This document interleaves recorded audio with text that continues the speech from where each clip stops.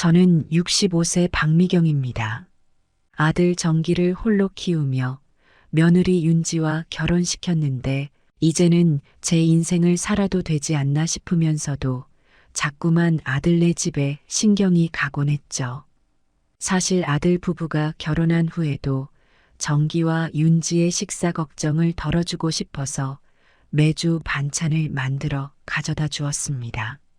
고기 반찬도 준비하고 국이나 찌개도 끓여서 바리바리 싸들고요. 반찬을 싸서 집을 나설 때마다 밥이라도 제대로 먹여야지 하는 마음이었어요.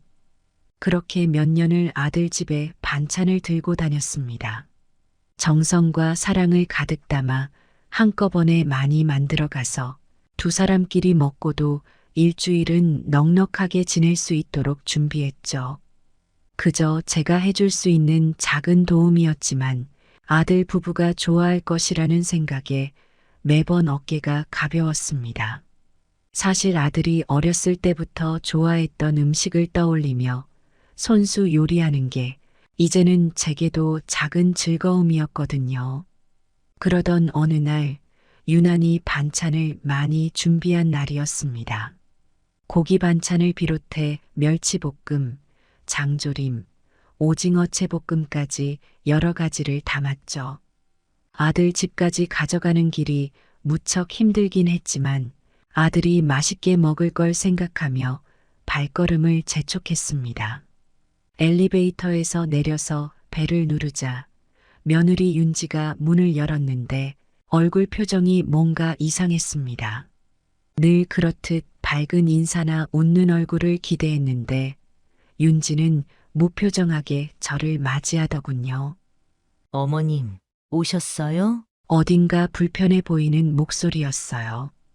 저는 아무렇지 않게 인사를 건네고 무거운 가방을 내밀었습니다. 반찬 좀 만들어 왔어. 너희들 다 일하느라 힘들 텐데 밥이라도 제대로 먹어야지. 그 말을 하면서 반찬통을 꺼내는데 윤지의 얼굴엔 여전히 무뚝뚝한 기색이 가시지 않았습니다. 짧게 고맙다는 말과 함께 어딘가 모르게 표정이 불편해 보였죠. 저는 처음엔 그저 피곤해서 그런가 보다 했습니다. 어쨌든 평일 저녁에 방문한 거니 며느리도 일 끝나고 지친 상태였을 테니까요. 그렇게 반찬을 건네주고 돌아왔는데 돌아오는 길에 제 마음이 어딘가 모르게 씁쓸했습니다. 너무 무리해서 왔나 싶기도 하고 내가 너무 자주 왔나 하는 생각도 들었어요. 그래도 그간 애써온 정성과 아들 부부를 위해 해왔던 일들이 당연하게 받아들여지는 건 아닐까 싶어 서운했습니다. 며칠 후 다시 반찬을 준비해 아들 집을 찾았습니다. 그날은 미리 준비하느라 이틀이나 걸려가며 돼지갈비찜까지 만들었어요. 아들 정기가 돼지갈비찜을 얼마나 좋아하는지 잘 알기 때문에 좋은 고기를 사서 정성껏 손질하고 맛을 들였죠. 갈비찜을 포함해 갖가지 반찬을 챙겨 들고 아들 집에 갔는데 그날도 며느리의 얼굴은 밝지 않았습니다. 저는 여느 때처럼 웃으며 반찬통을 건네려고 했는데 윤지가 그 순간 예상치 못한 말을 꺼냈습니다. 어머님, 지금 우리 엄마 오고 있어요. 자리 좀 비워주세요. 순간 그 자리에서 할 말을 잃었습니다. 제가 그동안 이렇게 정성을 다했는데 저런 말을 하는 며느리를 보니 놀라움을 감출 수가 없었습니다. 그동안 며느리가 은근히 불편해했던 게 아닌가 하는 의심이 확신으로 바뀌는 순간이었어요. 아들 정기에게도 속으로 기대했지만 아들은 저에게 엄마, 장모님 오시니까 빨리 나가라고. 아들이 하는 말을 듣고 저는 더는 견딜 수 없어 집을 나섰습니다. 아들 내외의 그 차가운 태도에 저도 차마 뭐라고 할 말이 나오지 않았습니다. 집으로 돌아오는 길이 얼마나 허전하고 쓸쓸하던지요. 그저 자식 잘 되기만 바라며 살아온 날들이 떠올랐고 내가 그동안 너무 아들 부부에게 헌신했나 싶어 마음이 아팠습니다. 나는 그저 반찬이나 만드는 사람이었나 하는 자괴감도 들었죠. 며칠 후 속이 답답한 마음에 저는 동네 친구들과 모임을 가졌습니다. 평소 자주 만나던 친구들이라 이야기를 나누다 보면 마음이 편안해지곤 했죠. 그날도 이런저런 이야기를 나누다 보니 자연스레 아들 정기와 며느리 윤지에 대한 서운한 마음이 떠올랐습니다. 조심스럽게 아들 부부가 저를 냉대했던 이야기를 꺼내며 한숨을 내쉬었죠. 반찬에서 갔더니 장모님 온다고 나보고 빨리 나가라네요. 말을 내뱉으면서도 제 마음은 몹시 허전하고 씁쓸했습니다. 그저 잘해주고 싶었던 마음뿐이었는데 아들 며느리의 차가운 태도가 계속 떠올라 저도 모르게 한숨이 나왔죠. 가슴 한구석이 저릿한 느낌이 들며 그동안 제가 오랫동안 아들 부부에게 쏟아부었던 정성과 애정이 무색하게 느껴졌습니다. 제 이야기를 들은 친구들은 하나같이 고개를 끄덕이며 깊이 공감하는 듯 보였습니다. 미경 씨, 자식이 아무리 커도 부모 마음은 항상 같잖아. 잘해주고 싶어서 한 건데, 그런 반응이면 정말 섭섭하지. 친구들은 제 상황을 자기 일처럼 안타까워하며 위로의 말을 아끼지 않았습니다. 누구 하나 제 마음을 이해하지 못하는 이가 없었고 그동안 제가 지나치게 희생한 것은 아닌가 하는 이야기를 꺼내기도 했습니다. 친구들의 이야기를 듣고 나니 그동안 제가 얼마나 많은 걸 감내해 왔는지 다시금 실감이 나며 눈시울이 뜨거워졌습니다. 사실 나도 자식 위해 다 하는 거지. 하지만 막상 받는 건 서운한 마음뿐이야. 미경 씨도 너무 자주 가거나 무리하게 애쓰지 마. 그게 당연해지는 순간엔 상처만 돌아온다니까. 한 친구가 저에게 차분히 조언을 해주었습니다. 순간 그 말이 제 마음에 콕 박히더군요. 늘 엄마라는 이름으로 자식을 돕고 배려하고 챙기는 걸 당연하게 여기며 살아왔는데 이제는 저를 위한 삶이 필요하다는 생각이 들었습니다. 저도 제 나름의 삶을 살아야 하지 않겠나 싶어졌습니다. 그날 밤 친구들이 저에게 쏟아준 위로의 말들을 곱씹으며 집으로 돌아왔습니다. 그리고 제 결심을 굳혔죠. 앞으로는 아들 집에 발길을 끊기로 결심했습니다. 아들 며느리가 그렇게 불편해하는데 제가 억지로 들러서 좋을 게 없겠다 싶었거든요. 반찬도 당연히 끊었죠. 그런데 얼마 안 있어 아들 정기가 전화를 걸어왔어요. 엄마 요즘 왜 반찬 안 가져다 줘? 회사 일 때문에 집에서 밥도 제대로 못 해 먹는데. 순간 마음이 쓰였지만 저는 꾹 참았습니다. 속으로는 너무도 서운했지만 아들 며느리에게 들은 말이 떠오르니 아무렇지 않은 척하면서 바쁘면 너희가 그냥 사 먹든지 알아서 먹으면 되지 않겠니? 라고 했죠. 정기는 그저 한숨을 쉬면서도 계속 제게 반찬을 만들어 달라는 부탁을 슬쩍슬쩍 하더군요. 하지만 저는 그때마다 모른 척했습니다.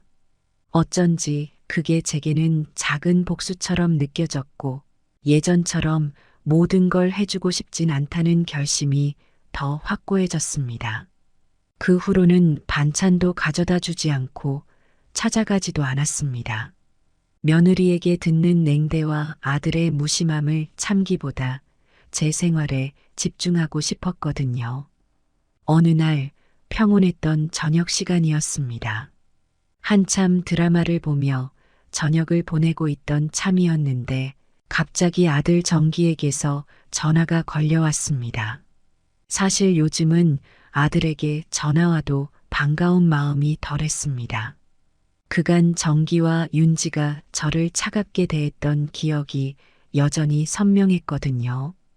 그래서인지 반찬이나 도움을 요청하려고 전화를 거는 게 아닐까 하는 생각이 들어 마음이 씁쓸했습니다.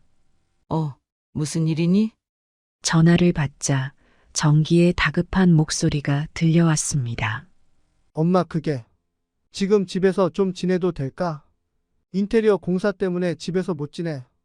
윤지랑 나랑 잠깐만 엄마네 집에서 머물 수 있을까 해서. 뜻밖의 부탁에 저는 조금 당황했습니다. 그러면서도 마음 한구석에 묘한 기분이 들었습니다. 얼마 전 아들 며느리가 내게 무심하게 던진 말이 갑자기 떠올랐기 때문입니다. 부담스럽다던 그 차가운 말, 그리고 언제부턴가 나를 피하던 며느리의 표정들이 주마등처럼 스쳐 지나갔죠. 그때는 그 말이 가슴에 대못처럼 박혔지만 지금은 참으로 묘하게도 웃음이 나오더군요. 정기는 제 대답을 기다리며 한참을 머뭇거리고 있었습니다. 그런 아들에게 차분히 대답했습니다. 아유, 어쩌지? 이번 주에는 친구들이 우리 집에서 모임 가지기로 했거든. 그래서 조금 곤란할 것 같은데. 정기가 말을 잇지 못하더군요. 당황한 기색이 역력한 정기는 무슨 말을 해야 할지 몰라 잠시 뜸을 들이다가 다시 입을 열었습니다. 아, 그렇구나. 그런데 이번 주말에 우리가 갈 데가 마땅치가 않아서. 진짜 며칠만이라도 지내면 안 될까? 그때 며느리 윤지의 목소리가 곁에서 들려왔습니다. 조금 불안한 목소리로 정기에게 뭐라고 속삭이는 듯 했습니다. 그러더니 윤지가 전화를 바꿔봤더군요. 어머님, 정말 죄송한데 갑작스럽게 부탁드려서 죄송해요. 집에 공사 문제 때문에 며칠만이라도 어머님 댁에서 지낼 수 있을까 해서요. 정말 잠깐만이라도. 며느리의 간절한 목소리를 들으니 저는 더욱 씁쓸해졌습니다. 그들이 왜 집에 못 지내게 되었는지 사정은 대충 알겠지만 한편으로는 이제야 급하게 필요할 때 저를 찾는 모습이 어이없기도 했습니다. 아들 부부가 평소에는 저를 불편해하고 냉정하게 대했으면서 막상 본인들이 불편한 상황이 되니 바로 도움을 요청하는 모습이 솔직히 낯설고 또 얄밉게 느껴졌습니다. 저는 차분한 목소리로 다시 말했습니다. 아니, 그동안 나도 조용히 지내고 있었는데 이번에는 이미 계획이 잡혀 있어서 어렵겠구나. 제 말에 윤지는 당황했는지 한동안 침묵을 지켰습니다. 아마 그간 자신이 했던 말을 이제야 되돌아보는 듯 했지요. 윤지가 더는 아무 말도 하지 않고 고요한 정적이 흐르는 동안 저는 잠시 속으로 미소를 지었습니다. 자식이 커서 독립해 나가면서 어느 정도 거리를 두고 지내려던 제 마음을 이제서야 그들도 이해할까 싶었습니다. 전화를 끊은 후 묘하게도 마음 한편이 후련하면서도 씁쓸했습니다. 마치 그동안 참아온 작은 복수를 해낸 것처럼, 그리고 마침내 제 마음속에 남아있던 서운함이 조금이나마 풀린 듯한 느낌이었죠. 그 후로도 한동안은 아무 연락이 없었습니다. 아마 아들 부부는 제 말에 큰 충격을 받았을 겁니다. 그간 제가 무조건적으로 받아들여주던 모습과는 다른 반응을 보였으니까요. 하지만 전 단호히 마음을 먹었습니다. 더는 제가 그들에게 일방적으로 도움을 주고 그 도움을 당연하게 여기는 상황을 만들고 싶지 않았습니다. 그리고 그들이 자신들의 공간을 지키기 위해 제 마음을 다치게 했던 것처럼 이제는 제 공간을 지키기 위해 제 마음을 다잡고자 했습니다.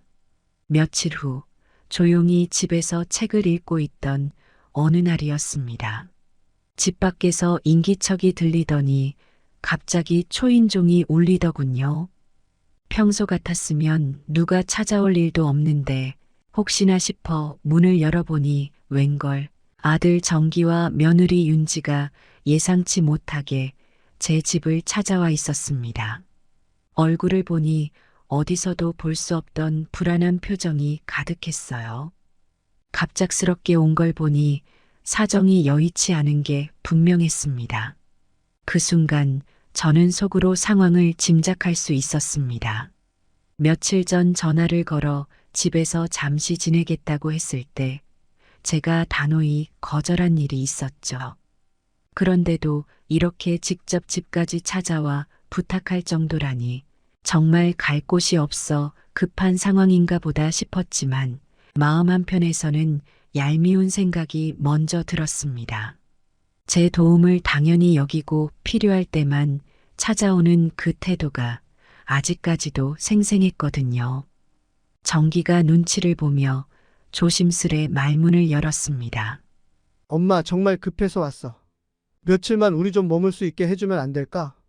저는 대답을 하지 않고 두 사람을 잠시 바라봤습니다. 윤지도 불안한 표정으로 저를 쳐다보더군요. 뭐라 설명해야 할지 모르는 눈빛이었죠. 아들 부부가 이렇게 찾아와 부탁하는 것도 그리 흔한 일이 아니었기에 제 입장에서는 기분이 묘했습니다. 이들 앞에서 차분히 미소를 지으며 이렇게 말했습니다. 어머, 미안한데 오늘은 정말 좀 곤란해.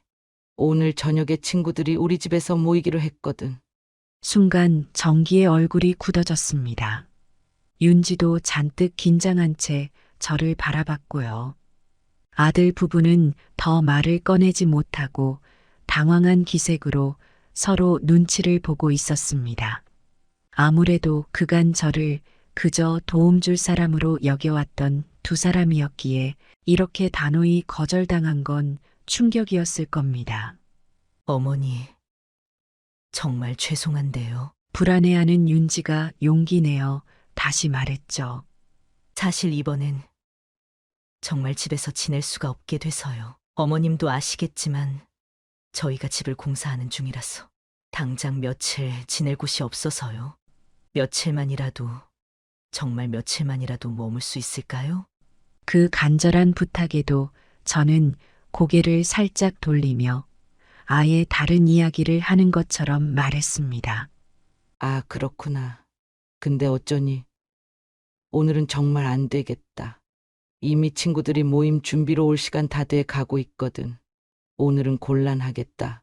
아들은 제 말에 어이가 없다는 듯 한숨을 쉬었습니다.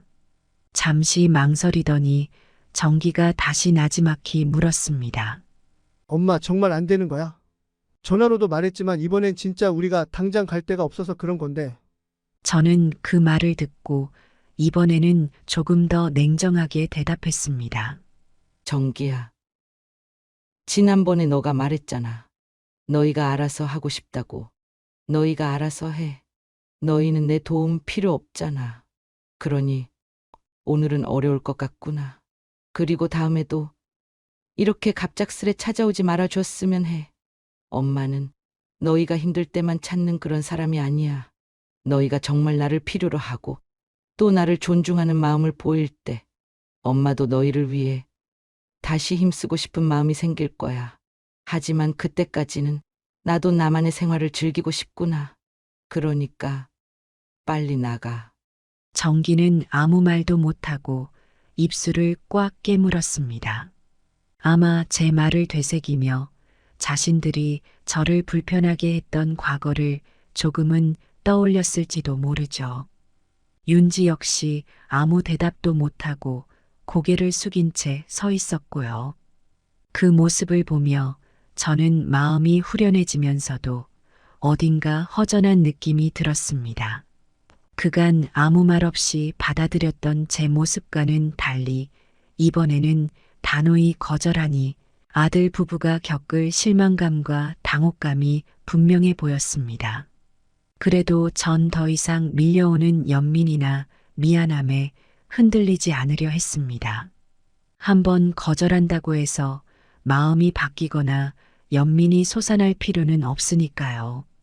그렇게 아들 부부가 떠난 뒤 문이 닫히는 소리를 들으며 저는 묘한 후련함과 동시에 마음이 편해지는 걸 느꼈습니다. 아들 부부가 떠난 그날, 저는 예정대로 친구들을 초대하기로 했습니다. 사실 처음 아들 부부에게 거절을 했을 때에는 마음이 조금 불편했던 것도 사실이었지만 시간이 지나니 오히려 홀가분한 기분이 들더군요. 오래도록 제 인생에 있어 가장 중요했던 부분이 바로 아들과 며느리였기에 항상 그들이 우선이었고 저는 뒷전이었죠. 그런데 이번에는 그게 아니었습니다. 제 선택이 우선이 되었고 제 삶을 먼저 생각하게 되니 묘하게도 마음이 편안해지더군요.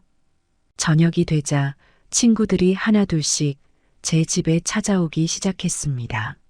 오늘 모임을 준비하면서 간단한 다과와 음료도 마련해 두었고 집안을 환하게 꾸미며 오랜만에 제 삶의 주도권을 가지는 기쁨을 느꼈습니다. 오랜 친구들과 웃고 떠들면서 저도 자연스레 그간의 서운함과 아쉬움을 조금씩 내려놓을 수 있었지요. 친구들이 다 모인 후에 저는 간단히 음료를 따라주며 그간 있었던 아들과 며느리의 이야기를 털어놓기 시작했습니다. 아까 아들 며느리가 찾아와서는 며칠만 지내게 해달라고 부탁했는데 저는 오히려 단호히 거절했어요. 그래서 오늘 이렇게 여러분과 함께 시간을 보내는 거죠. 제 말을 들은 친구들은 하나같이 놀라면서도 반가워하며 환호를 보냈습니다. 잘했어, 미경 씨. 사실 그동안 참는다고 다 좋은 것도 아니야. 오히려 자식이 부모를 그렇게 대하면 부모 입장에서는 억울하고 서운할 수밖에 없지. 친구들이 그간 제 억울함을 다 이해하는 듯 격하게 반응해주니 제 마음이 더욱 가벼워졌습니다.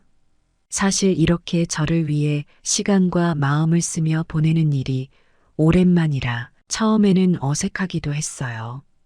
하지만 친구들이 격려의 말을 아끼지 않고 저를 위해 진심 어린 응원을 보내주니 점점 자신감도 붙고 마음속 깊이 자리 잡은 서운함과 상처가 조금씩 치유되는 느낌이 들었습니다. 한 친구가 저를 보며 다정하게 웃으며 말했습니다. 그동안 미경 씨가 너무 참았던 거야. 이제는 자식 눈치 보지 말고 인생을 살아야지. 우리가 오늘 다 같이 있는 이유도 그거 아니겠어? 이제 우리를 위해 사는 거야. 그 말을 듣는 순간 제 마음 깊은 곳에서 묵직하게 눌려있던 무언가가 스르르 풀리는 기분이 들었습니다. 그동안 제 인생은 늘 엄마라는 이름 아래 묶여 있었습니다. 모든 일이 아들과 며느리에게 맞춰져 있었고 저는 언제나 그들의 뒷바라지에만 몰두해 있었죠. 그 과정에서 제 자신을 잊고 살아왔다는 걸 새삼 깨달았습니다. 저는 담담하게 고개를 끄덕이며 친구들에게 대답했습니다. 그러게. 그동안 나도 모르게 나만 참아왔던 것 같아요. 다들 말대로 이제는 나를 위해 살아야겠다 싶어. 친구들은 저를 보며 환하게 웃어주었고 우리는 밤이 깊어가는 줄도 모르고 이야기를 나누며 웃고 떠들었습니다. 오랜 친구들과 나누는 대화는 제게는 오랜만에 느껴보는 따스함과 즐거움이었죠. 그 속에서 제 자신이 한 사람으로서 소중하게 존중받는 느낌을 받았습니다. 그날 밤 친구들과의 즐거운 시간은 단순히 가벼운 모임 이상의 의미가 있었습니다. 그간의 서운함과 억울함이 자연스럽게 흘러가며 저는 이제 제 자신을 중심에 두고 살아가겠다는 다짐을 더 단단히 할 수 있었습니다. 그리고 무엇보다 아들 부부가 저에게 했던 차가운 말들, 저를 밀어냈던 그 태도에 대한 응어리가 조금씩 풀리는 듯한 느낌을 받았습니다. 다른 친구들도 한마디씩 덧붙이며 서로의 이야기를 나누었습니다. 각자의 자식 이야기를 꺼내며 우리는 한참을 웃고 울며 때로는 격려의 박수를 보내기도 했습니다. 그리고 그런 와중에 자식에게 항상 일방적으로 희생하지 않고도 부모로서 존중받을 수 있는 방법을 차근차근 생각해 나갔습니다. 그렇게 나를 알아주고 나를 응원해주는 사람들 덕에 저는 더욱 강한 사람이 되어가고 있었습니다. 마지막으로 모임을 마치며 친구들이 한 명씩 돌아가면서 저에게 힘을 주는 말을 해주었습니다. 미경 씨, 앞으로 절대 참지 마. 이제 자신을 위해서 사는 거야. 우리가 있잖아. 맞아. 우리야말로 늘 미경 씨 편이야. 필요할 땐 언제든지 부르면 돼. 저는 환하게 웃으며 친구들을 배웅했고 문을 닫고 나서도 그들의 따뜻한 말들이 계속 귓가에 맴돌았습니다.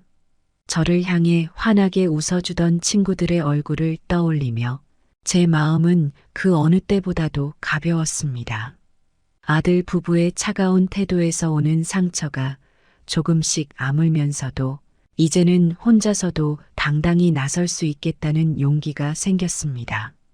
그날 밤 저는 혼자서 고요히 커피 한 잔을 타 마시며 깊은 생각에 잠겼습니다.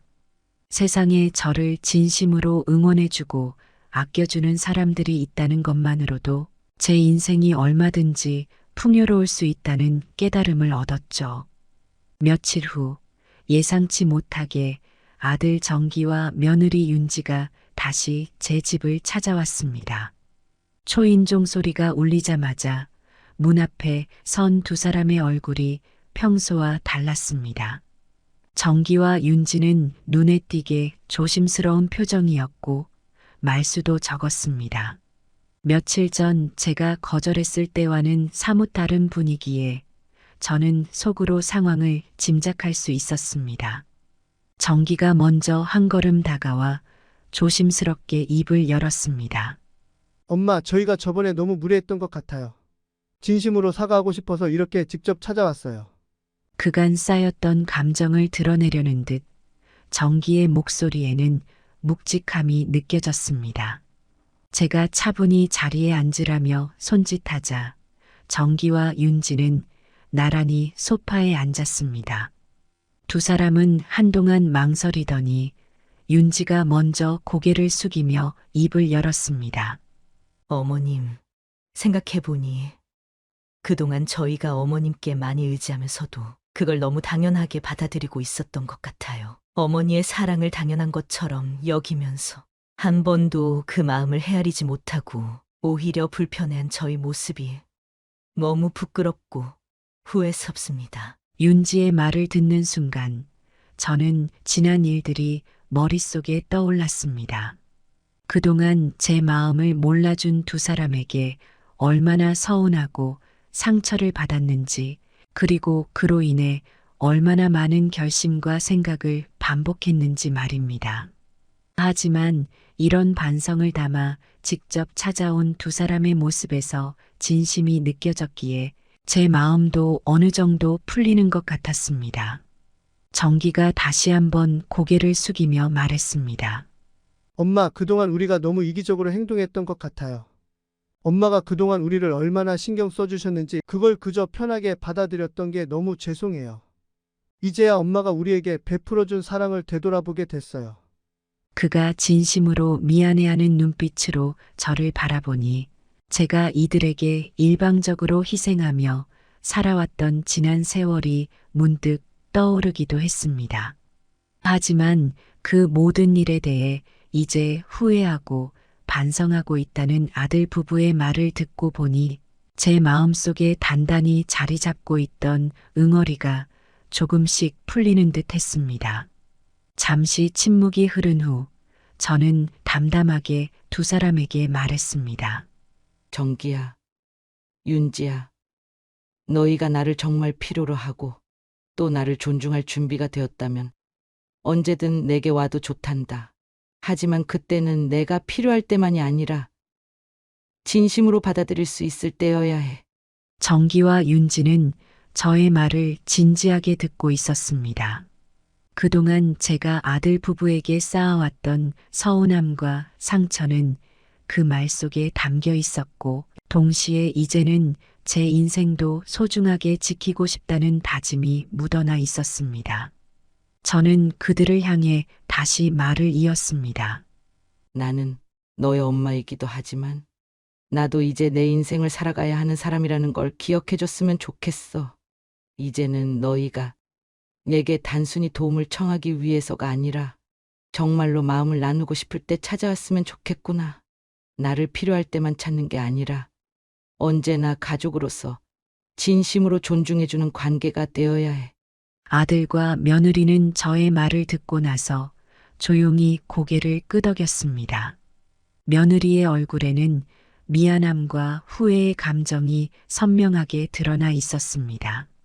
아마 자신이 저에게 했던 행동들에 대한 후회가 한꺼번에 밀려오고 있는 듯 보였습니다. 정기 역시 무겁게 입을 떼며 말을 덧붙였습니다. 엄마 말이 맞아요.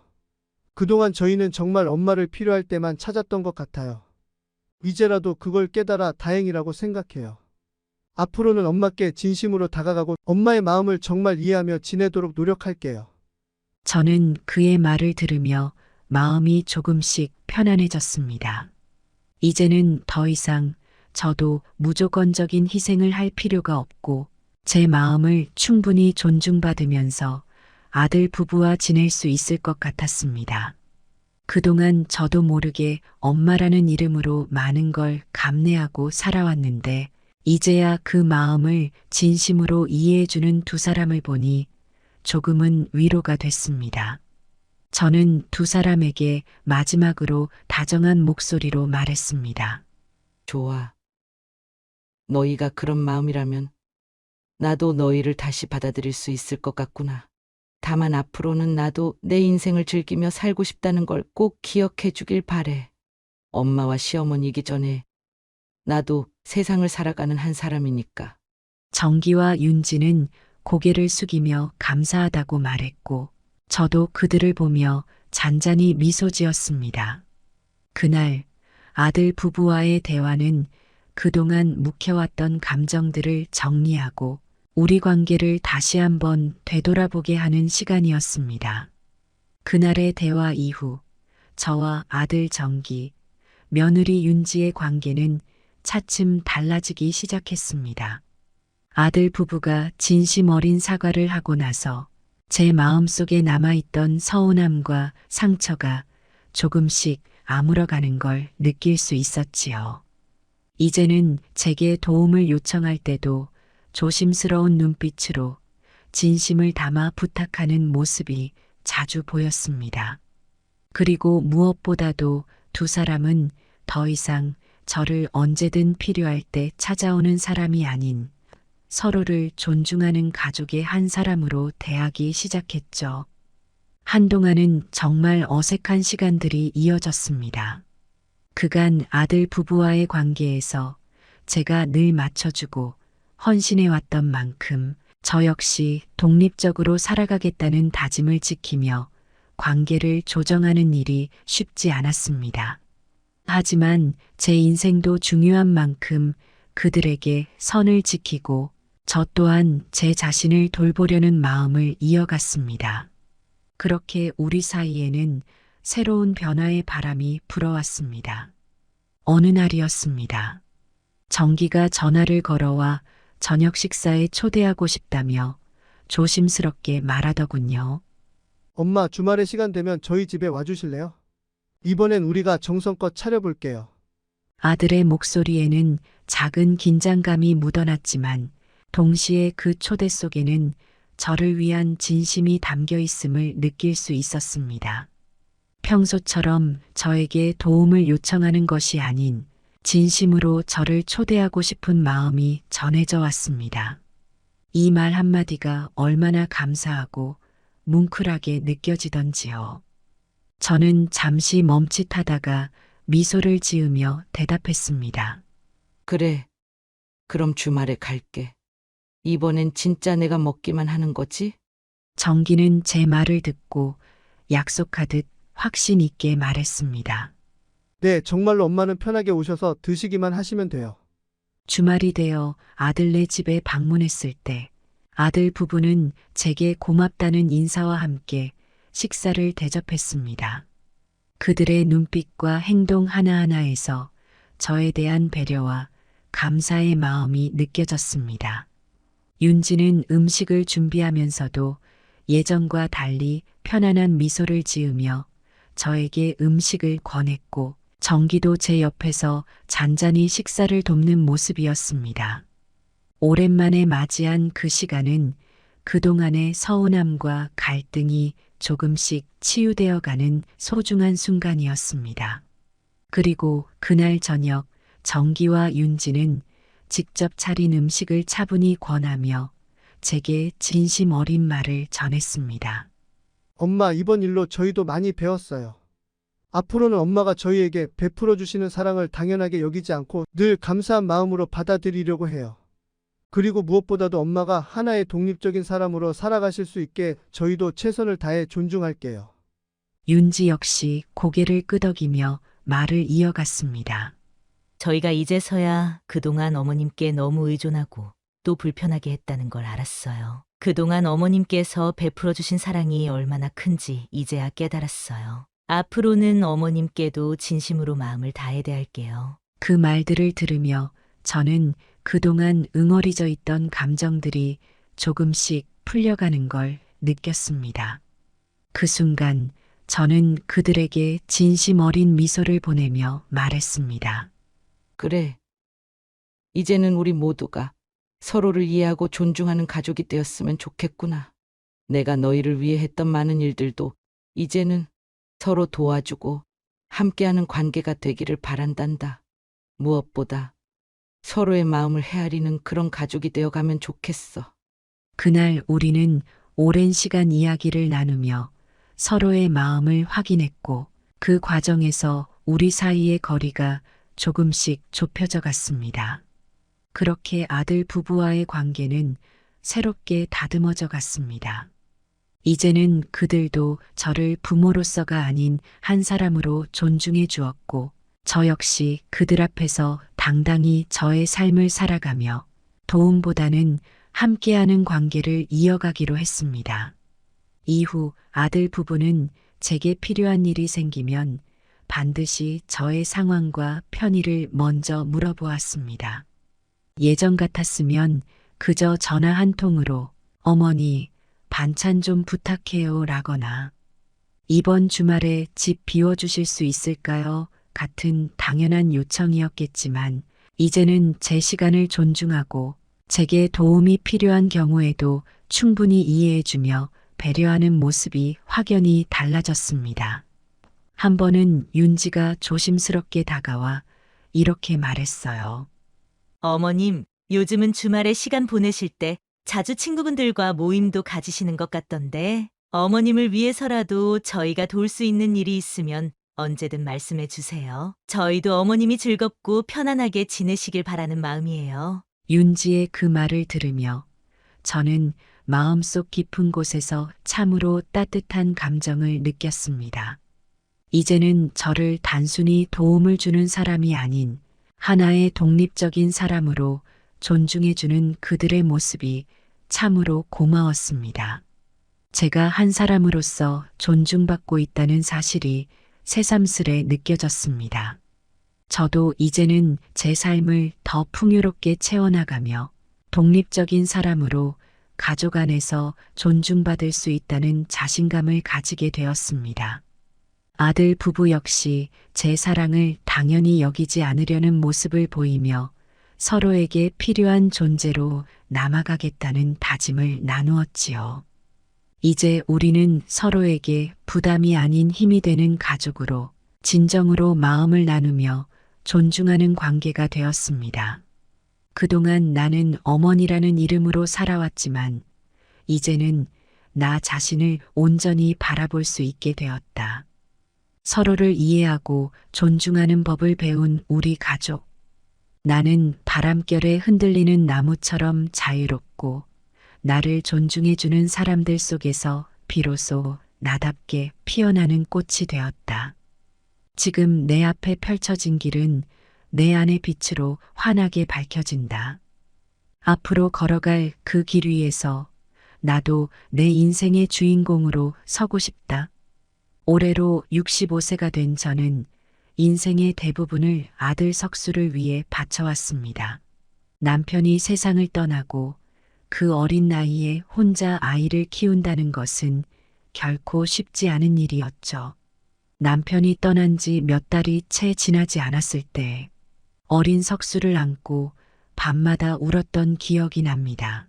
세상에 혼자 남겨진 느낌이었고 그때부터 저는 오로지 아들 석수를 위해 살아왔습니다. 석수는 제 기대를 저버리지 않았습니다. 어릴 적부터 성실하고 똑똑한 아이였죠. 공부도 열심히 하고 친구들과도 잘 지냈습니다. 저는 석수가 성장하는 모습을 보며 위안을 얻었어요. 아들이 성공하고 잘 자라는 것만이 내 삶의 목표가 되었으니까요. 석수가 학교를 졸업하고 좋은 직장에 들어갔을 때, 그리고 결혼까지 하게 되었을 때, 저는 마치 제 인생이 보상받는 것 같은 기분이 들었습니다. 그동안의 모든 고생이 결혼식 날 눈물로 쏟아져 나왔어요. 그리고 손주까지 생기니 그저 아들이 행복한 가정을 꾸리는 것만으로도 제 인생의 모든 것이 충족되는 듯 했습니다. 그런데 어느 날 석수가 집에 와서 저녁을 먹던 중 갑작스럽게 그 말을 했습니다. 그날도 어김없이 정성껏 저녁을 준비했습니다. 아들이 좋아했던 불고기, 된장찌개, 그리고 몇 가지 계절 반찬을 정성스럽게 차렸죠. 석수는 한동안 말없이 식사를 하더니 무심하게 말했습니다. 엄마, 장모님이 요리를 더 잘해. 엄마 음식은 너무 촌스러워. 그 말을 듣는 순간 저는 아무 말도 할 수 없었습니다. 마치 내 가슴을 찌르는 것 같은 말이었어요. 그 말이 얼마나 충격적이었는지 저는 그저 그 자리에 앉아 석수를 바라볼 수밖에 없었습니다. 아들은 아무렇지도 않게 그 말을 했고 그저 음식이 맛이 없다는 이야기를 하듯 가볍게 넘겼습니다. 하지만 나에게는 그 한마디가 내 평생을 부정당하는 기분이었습니다. 저는 지금까지 석수에게 최선을 다했습니다. 어렸을 때부터 건강하게 키우려고 노력했고 그 아이가 좋아하는 음식들을 배우고 더 나은 요리를 만들기 위해 여러 가지 시도도 해봤습니다. 하지만 이제는 나의 그런 노력이 다 헛수고였다는 것인가? 내가 그토록 아끼고 사랑하며 키운 아들이 나의 음식과 나 자신을 그렇게 쉽게 비하할 수 있다는 사실이 도저히 믿기지 않았습니다. 저는 그저 가만히 앉아서 석수가 음식을 먹는 모습을 지켜봤습니다. 그 아이는 아무렇지도 않게 밥을 먹고 있었지만 내 속은 마치 불타는 것 같았습니다. 한 숟가락 한 숟가락 뜰 때마다 저는 석수가 제 앞에 앉아 있는 것이 아니니 아주 멀리 떨어져 있는 사람처럼 느껴졌어요. 그 아이는 제가 알던 제 아들이 아니었습니다. 그날 이후로 석수는 자주 장모님 이야기를 꺼냈습니다. 안사돈이 음식을 어떻게 잘하는지, 안사돈이 집을 얼마나 깔끔하게 관리하는지, 처음에는 그냥 참고 넘기려고 했습니다. 안사돈이 잘하시면 그걸로 좋은 일이라고 생각하려 했어요. 하지만 시간이 지나면서 아들의 말투는 점점 더 날카로워졌습니다. 엄마도 장모님처럼 해봐야 하지 않겠어? 요즘 사람들은 이런 음식을 안 먹어. 이런 말들로 나를 몰아붙였죠. 저는 석수의 그런 말들에 차츰차츰 마음이 다쳐갔습니다. 그 아이가 나를 사랑하지 않는 것만 같았습니다. 석수는 더 이상 내가 했던 희생이나 노력을 인정하지 않았습니다. 그저 안사돈과 저를 끊임없이 비교했고 저는 그 비교에서 매번 뒤처지는 존재가 되었죠. 그 말을 들을 때마다 저는 속으로 울었고 속이 타들어가는 느낌이었어요. 한 번은 석수가 안사돈이 해주신 요리가 얼마나 맛있었는지 장황하게 설명하던 날이 있었습니다. 그날 저는 처음으로 석수에게 물었습니다. 그럼 장모님 댁에서 밥 먹지 왜 나한테 왔니? 내 질문에 석수는 잠시 놀란 듯 했지만 금세 무심한 표정으로 대답했습니다. 그냥 뭐 시간 돼서 들른 거지. 그 말이 너무 서운했습니다. 이제 석수에게 저는 그저 시간이 남을 때나 들러서 밥을 먹는 그런 존재로 전락한 것 같았습니다. 내가 차린 밥상이 더 이상 그에게 의미가 없다는 것이 분명해졌습니다.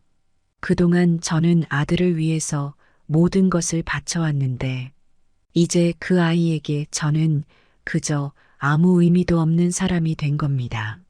그날 이후 저는 결심했습니다. 더 이상 아들에게 나의 가치를 증명할 필요가 없다는 걸 깨달았어요.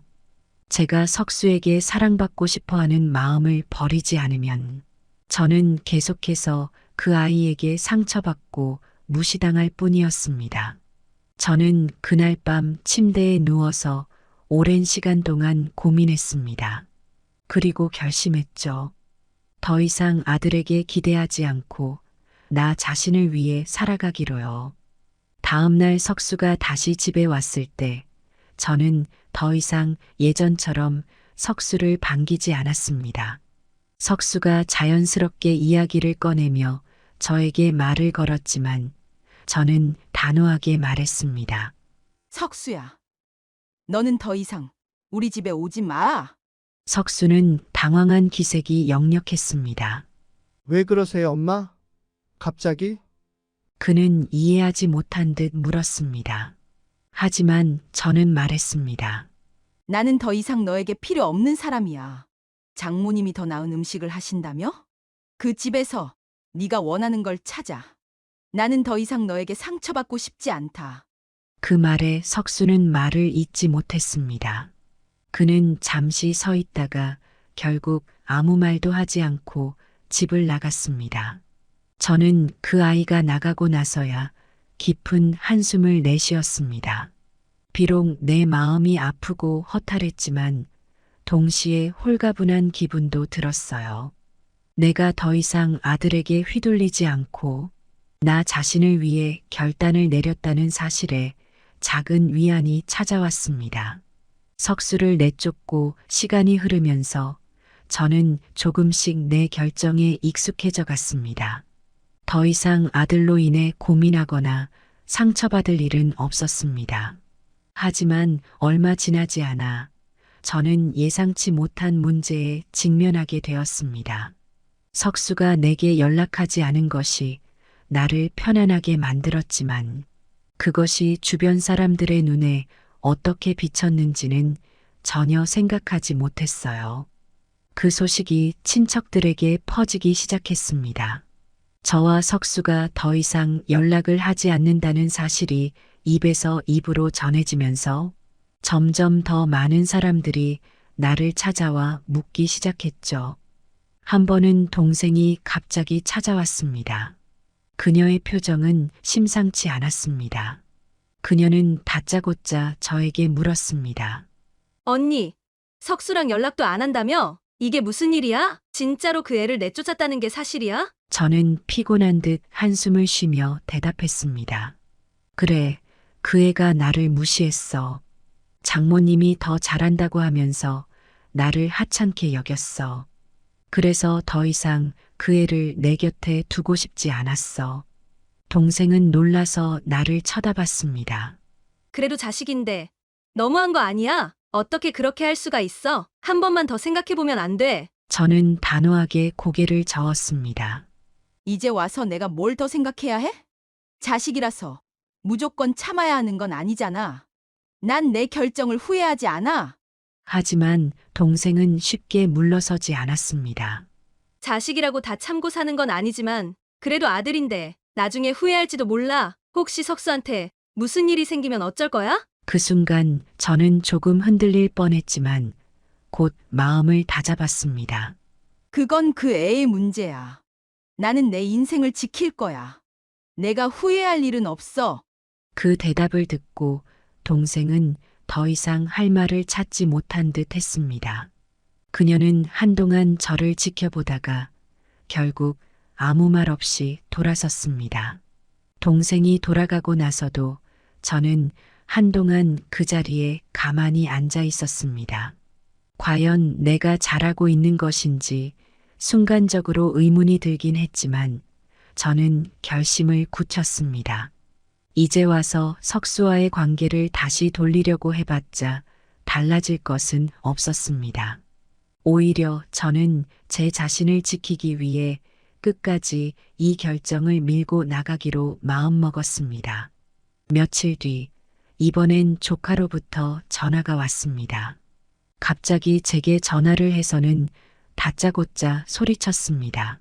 고모, 석수한테 왜 그러세요? 석수가 요즘 너무 힘들어하고 있어요. 저는 그 말에 차분하게 대답했습니다. 그건 석수의 문제야. 내가 더 이상 그 애에게 해줄 수 있는 게 없어.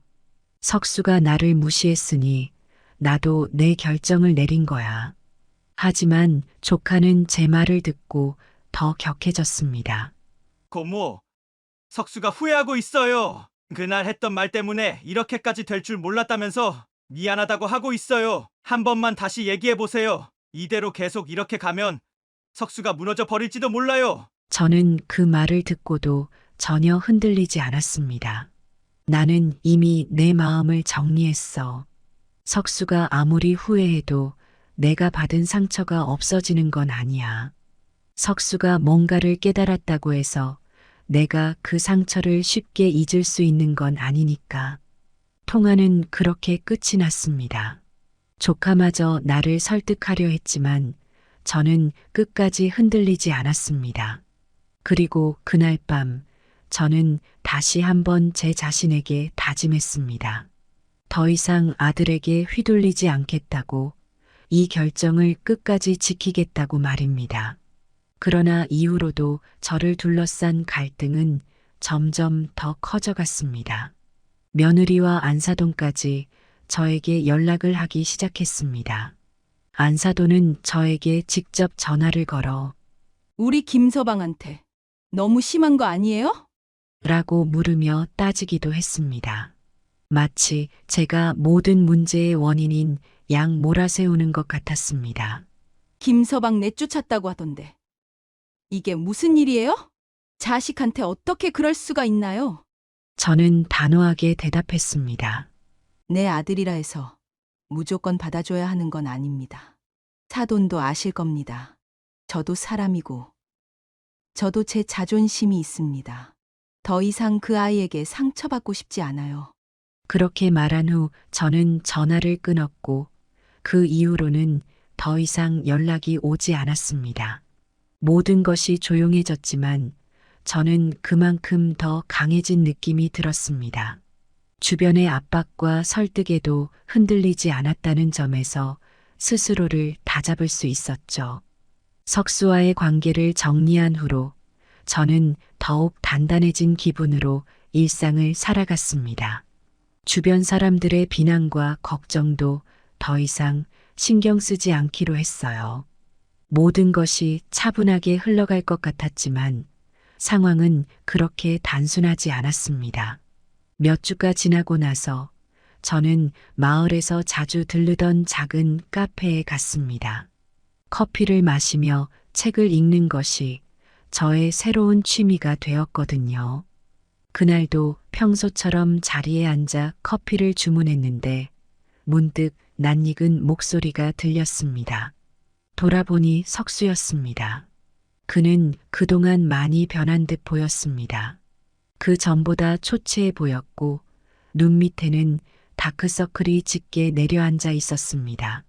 우연히 마주친 상황에 잠시 멈칫했지만 저는 곧 태연한 척 커피를 마셨습니다. 석수 역시 저를 보고 한동안 망설이는 듯 했지만 결국 자리로 다가왔습니다. 그는 무겁게 한숨을 쉬며 말을 꺼냈습니다. 엄마, 나 요즘 힘들어. 요즘 회사도 잘 안 풀리고 집에서도 자꾸 싸워. 이제 어떻게 해야 할지 모르겠어. 그의 목소리에는 피로가 묻어났지만 저는 그저 그 자리에 가만히 앉아 있었습니다. 아들이 힘들다는 말을 듣고 마음 한편이 약해질 뻔했지만 저는 이미 결심한 것을 깨지 않기로 했습니다.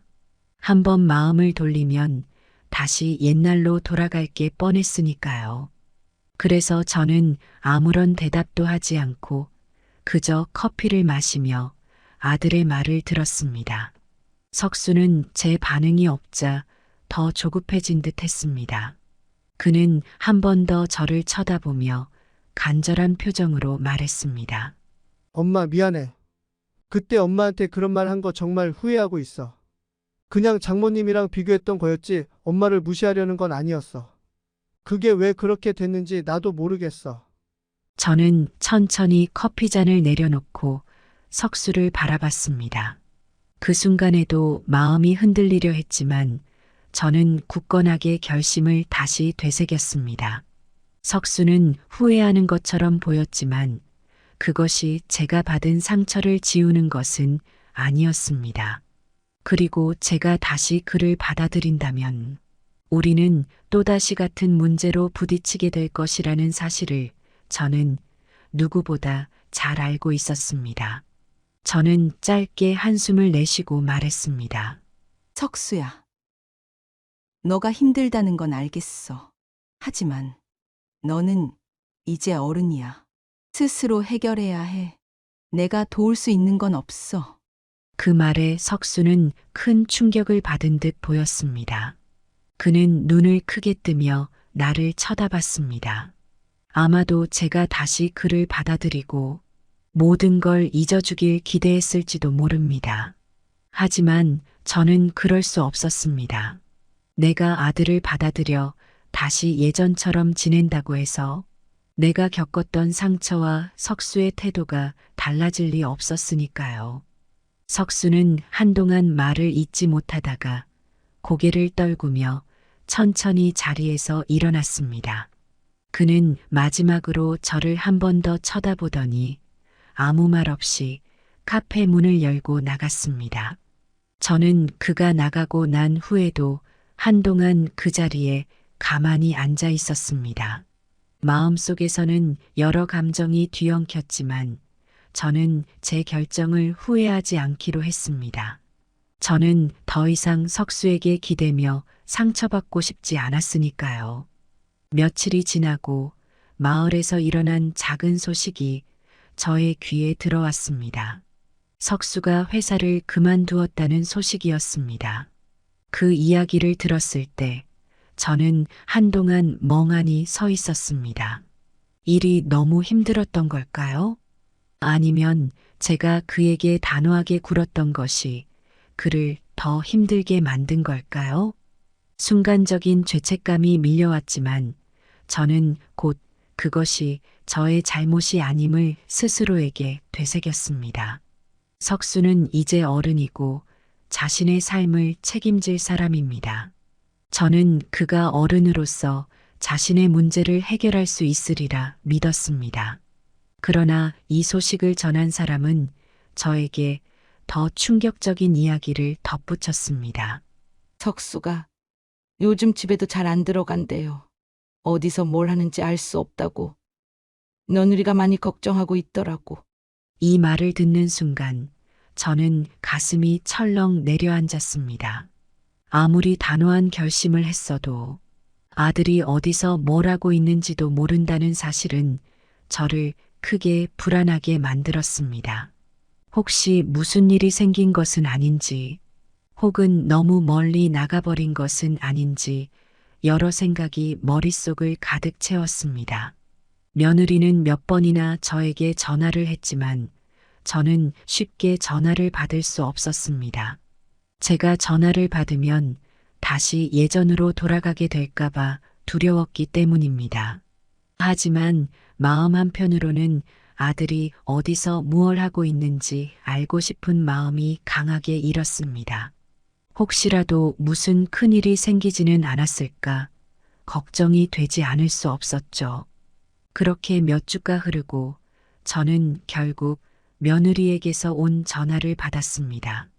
그녀의 목소리는 조심스러웠고 저는 그녀가 무슨 말을 할지 이미 알고 있었습니다. 어머님, 석수가 정말 많이 힘들어해요. 집에도 들어오지 않고 회사도 그만뒀어요. 어떻게 해야 할지 모르겠어요. 어머님이 한 번만 석수랑 이야기해 주실 수 없을까요? 그 목소리에는 절박함이 묻어나왔습니다. 저는 한동안 말없이 전화를 쥐고만 있었습니다. 과연 내가 다시 나서야 할까?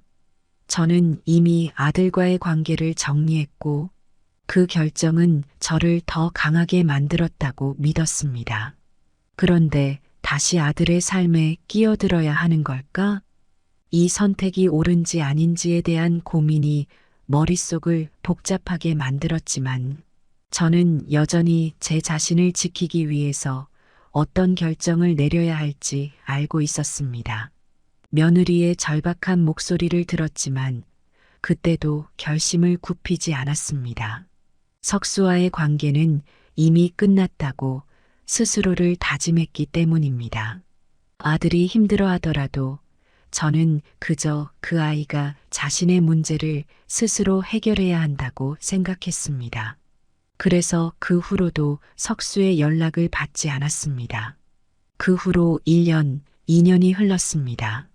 처음엔 석수가 꾸준히 연락을 시도했지만 저 역시 단호했습니다. 그는 더 이상 내 아들이 아니라 그저 스스로의 인생을 살아가야 할 사람일 뿐이었으니까요. 저는 아들과의 관계를 끊고 저만의 삶을 찾는데 집중했습니다. 미술 수업에 다니고 새로운 사람들과 어울리며 그동안 소홀했던 제 자신을 돌보았습니다. 아들과의 연락을 끊은 것은 때때로 마음에 걸렸지만 그것이 저를 더 단단하게 만들었다고 스스로를 위로했습니다. 그러나 2년이 지난 어느 날 저는 석수로부터 뜻밖의 전화를 받았습니다.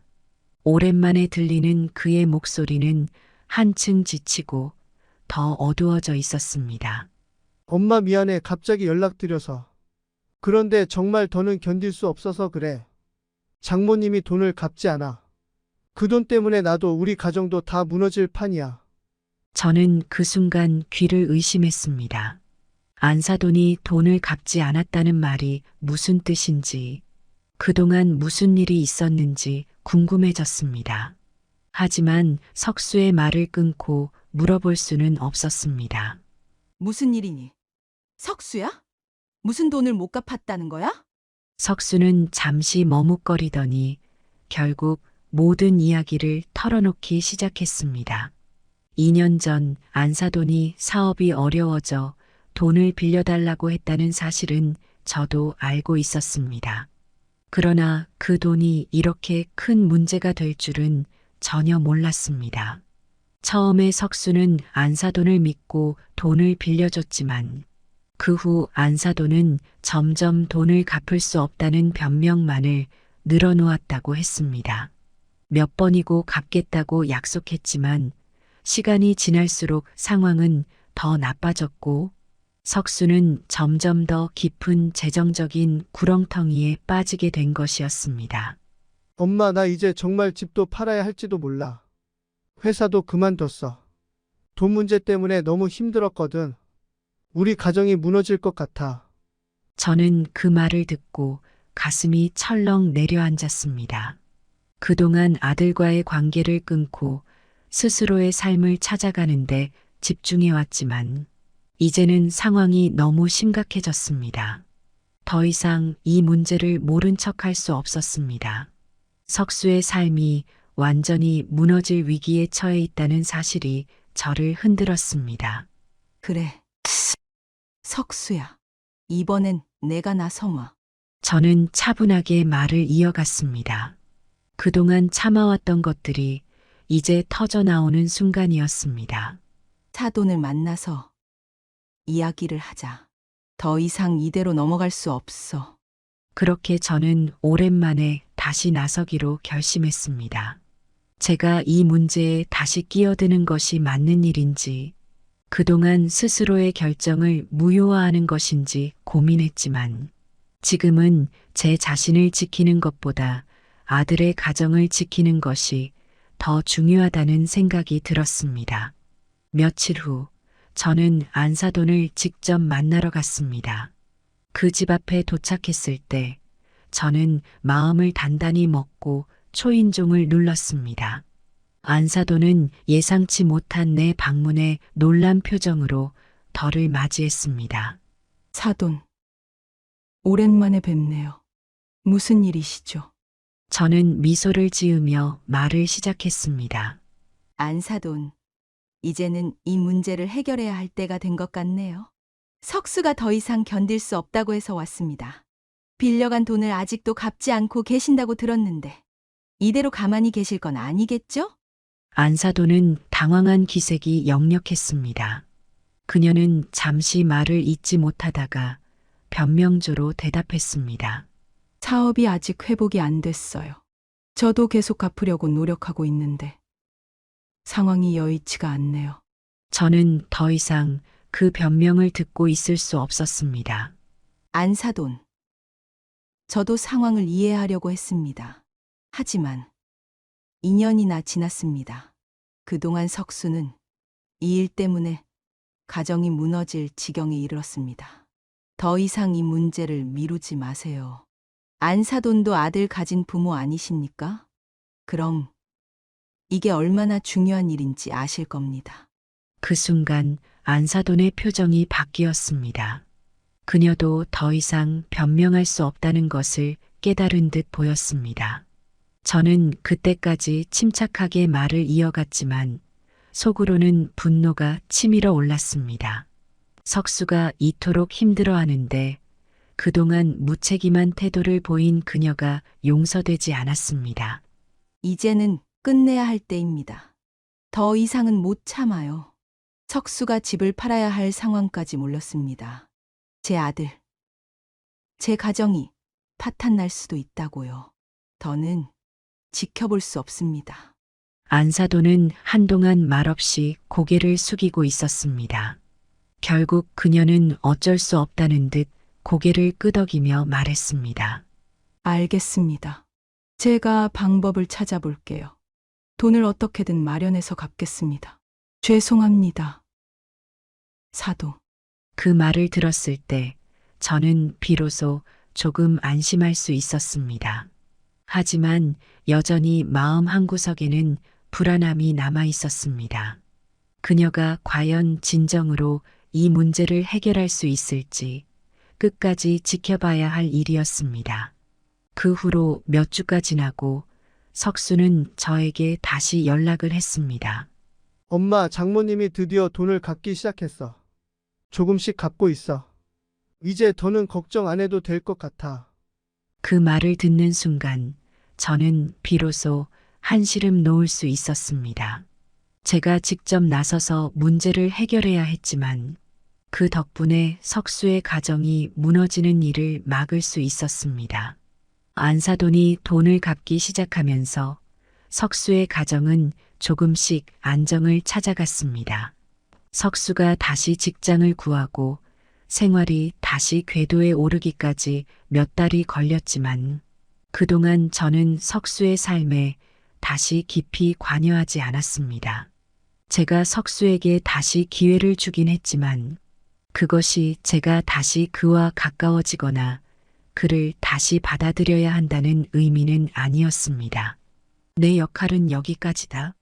저는 스스로를 그렇게 다독였습니다. 아들이나 안사돈이 다시 제 인생에 얽히는 일은 더 이상 없을 것이라고 믿었습니다. 그러나 그 믿음이 틀렸다는 것을 깨닫는 데는 그리 오랜 시간이 걸리지 않았습니다. 몇 개월 후 석수가 다시 제게 전화를 걸어왔습니다. 이번에도 석수의 목소리는 어둡고 지쳐 있었습니다. 엄마, 장모님이 다시 돈을 달라고 하셔. 사업이 좀 어려워지셨다고 해서 또 도와드려야 할 것 같아. 그 말을 듣는 순간 저는 다시 한번 충격에 빠졌습니다. 몇 달 전 간신히 빌린 돈을 조금씩 갚아 나가던 안사돈이 또다시 석수에게 손을 벌리다니 저는 불안감과 분노가 동시에 치밀어 올랐습니다. 도대체 언제까지 이럴 거야? 속으로 생각하며 저는 바로 대답했습니다. 석수야. 이번엔 절대 안 돼. 더 이상 너희 가정이 그 사람 때문에 무너질 수는 없어. 석수는 한숨을 쉬며 대답했습니다. 나도 알아. 그런데 장모님이 너무 간절히 부탁하시니까 아내도 너무 힘들어하고 있고 어떻게 해야 할지 모르겠어. 이번에도 그냥 도와드리면 안 될까? 사업이 다시 회복되면 그때 갚으실 거라고 하셔. 저는 그 말을 듣고 가슴이 답답해졌습니다. 석수는 여전히 장모님의 부탁을 거절하지 못하고 있었습니다. 그동안 그 사람이 자신의 가정에 끼친 고통을 잊은 걸까? 아니면 그저 다시 그들의 요구에 순응하려는 것일까? 저는 차분하게 석수에게 물었습니다. 석수야. 너가 이번에도 도와주면 그 끝이 없다는 걸 알아야 해. 이미 몇 번이나 그분이 약속을 지키지 않았고 그 때문에 너희 가정이 얼마나 힘들었는지 기억해? 이번에는 너가 단호해져야 해. 너가 그 사람을 계속 도와주면 또다시 너의 인생이 무너질 거야. 석수는 잠시 침묵했습니다. 아마도 그도 제가 한 말이 옳다는 것을 알고 있었을 것입니다. 그러나 안사돈의 간절한 부탁 앞에서 석수는 여전히 혼란스러워하고 있었습니다. 결국 그는 무겁게 한숨을 쉬고 이렇게 말했습니다. 엄마 말이 맞는 것 같아. 그런데 아내도 장모님을 도와주고 싶어 해. 그걸 거절하는 것도 너무 힘들고. 저는 그 말을 듣고 더 이상 지켜볼 수 없다고 결심했습니다. 이번에도 제가 석수 대신 안사돈과 직접 이야기를 해야겠다는 생각이 들었습니다. 저는 결단을 내리고 석수에게 말했습니다. 좋아. 이번에도 내가 직접 나설게. 다시는 이런 일이 생기지 않도록 내가 확실히 말해줄게. 다음 날 저는 다시 한번 안사돈을 만나러 갔습니다. 지난번보다 더 단호한 결심을 가지고 문을 두드렸습니다. 안사돈은 저를 보고 잠시 놀라는 듯 했지만 곧 억지 미소를 지으며 저를 맞이했습니다. 사돈, 무슨 일이세요? 저는 이번에도 차분하게 말문을 열었습니다. 안사돈, 다시 이야기를 해야 할 것 같네요. 이번에도 돈을 달라고 하셨다고 들었어요. 그런데 이제는 더 이상 안 됩니다. 석수가 그동안 얼마나 힘들었는지 아실 겁니다. 그 아이는 이번에도 거절하기 힘들어하지만 저는 그럴 수 없어요. 이제는 끝을 내야 할 때예요. 안사돈은 당황한 기색을 보였습니다.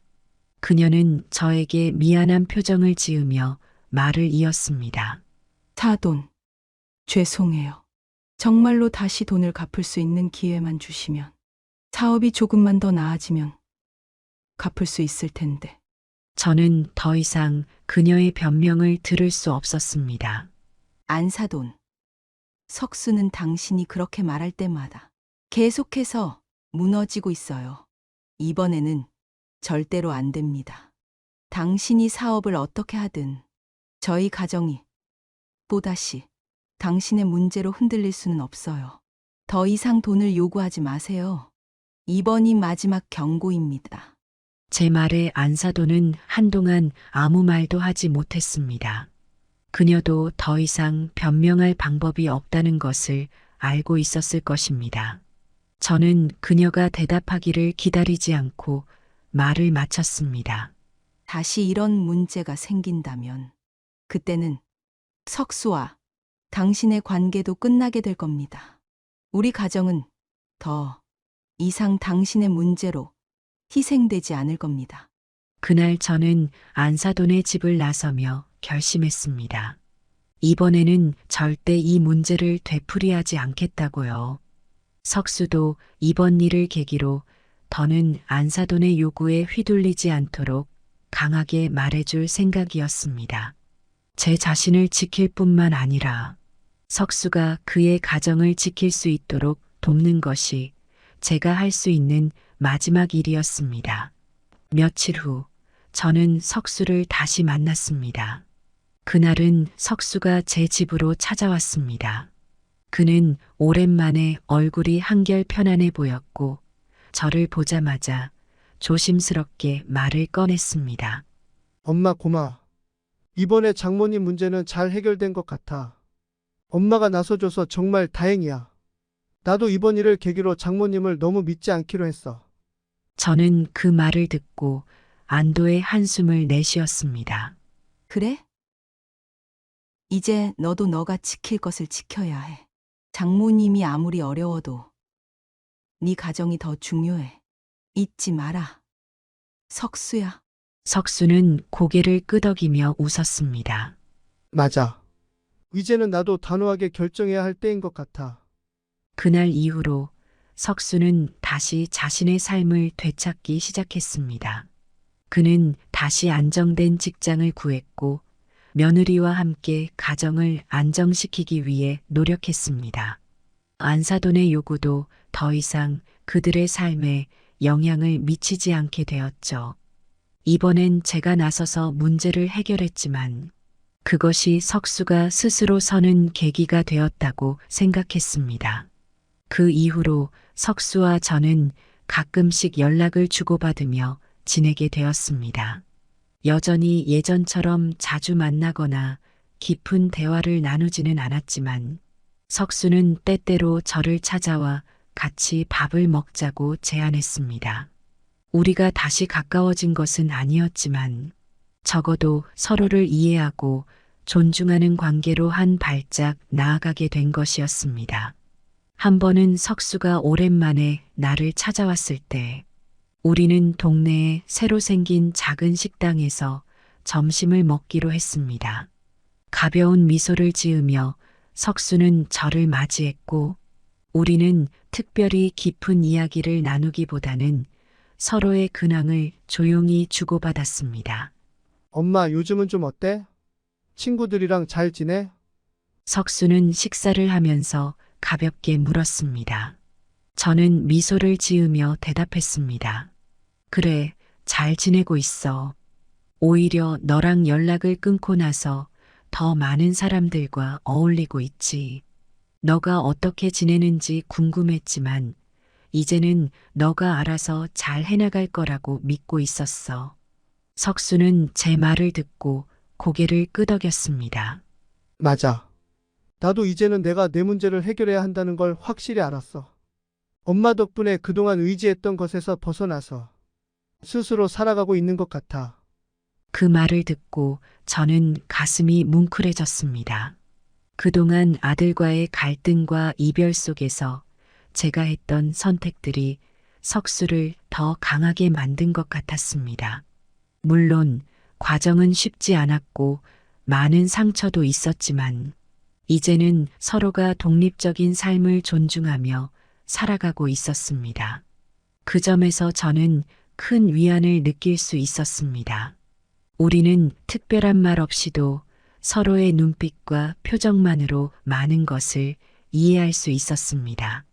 석수는 더 이상 안사돈과의 재정 문제나 가정의 어려움에 대해 저에게 기대지 않았고 저는 그 아이를 바라보며 이제는 진정으로 스스로의 삶을 책임질 수 있는 어른이 되었다는 확신을 가질 수 있었습니다.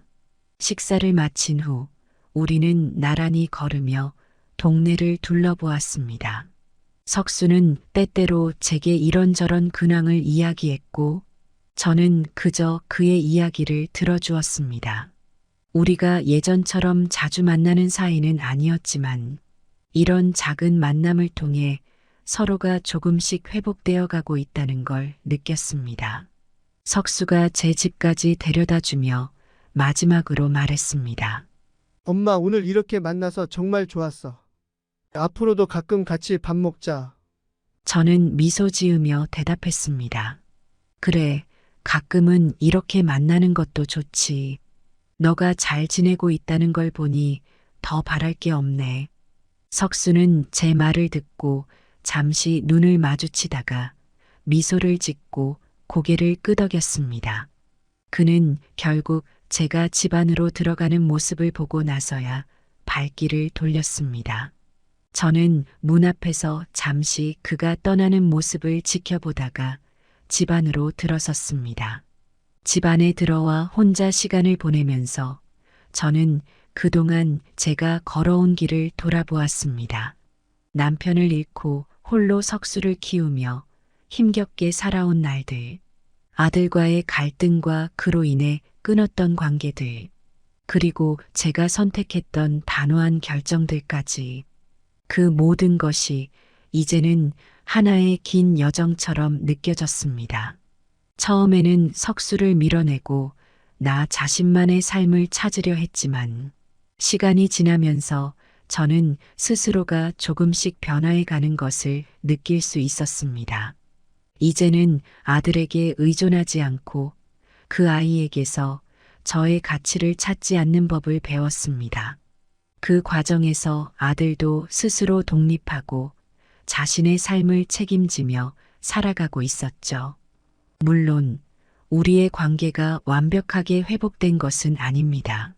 하지만 서로의 삶을 존중하며 가끔씩 만나 밥을 먹고 안부를 묻는 정도로도 저는 충분하다고 생각했습니다.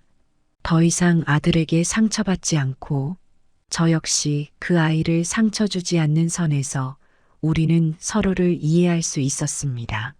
저는 이제 남은 인생을 제 자신을 위해 살아가고자 합니다.